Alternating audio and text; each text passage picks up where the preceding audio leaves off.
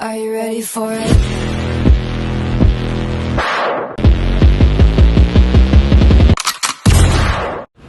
Konsep demokrasi menurut buku Dasar-Dasar Ilmu Politik karya Miriam Burdiarjo adalah bentuk pemerintahan di mana kekuasaan berada di tangan rakyat. Dalam demokrasi, rakyat memiliki hak untuk memilih pemimpin dan memiliki hak untuk mengontrol kebijakan pemerintah.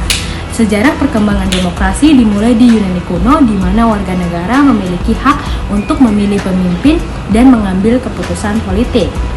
Demokrasi modern berkembang pada abad ke-18 dan ke-19. Sejarah demokrasi di Indonesia dimulai pada masa penjajahan Belanda. Pada tahun 1901, Belanda membentuk Volksraad, sebuah badan legislatif yang terdiri dari orang-orang pribumi. Namun, Volksraad tidak memiliki kekuasaan yang sebenarnya dan hanya berfungsi sebagai badan konsultatif. Setelah kemerdekaan Indonesia pada tahun 1945, Indonesia menganut sistem demokrasi parlementer. Namun sistem ini tidak berlangsung lama karena terjadi kudeta militer pada tahun 1965 dan beralih ke sistem otoriter. Indonesia kembali ke sistem demokrasi. Kelebihan dari sistem demokrasi adalah bahwa rakyat memiliki hak untuk memilih pemimpin dan memilih kontrol atas kebijakan pemerintah. Namun kekurangan dari sistem demokrasi adalah bahwa keputusan seringkali memakan waktu yang lama karena harus memiliki proses konsultasi dan persetujuan panjang. Selain itu, demokrasi juga rentan terhadap korupsi dan politik uang.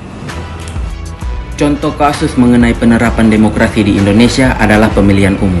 Nah, pemilihan umum di Indonesia diadakan setiap 5 tahun sekali dan rakyat memilih hak untuk memilih presiden, anggota parlemen, dan pejabat daerah. Pemilihan umum di Indonesia seringkali diwarnai oleh politik uang dan kecurangan lainnya, namun tetap menjadi salah satu bentuk penerapan demokrasi di Indonesia.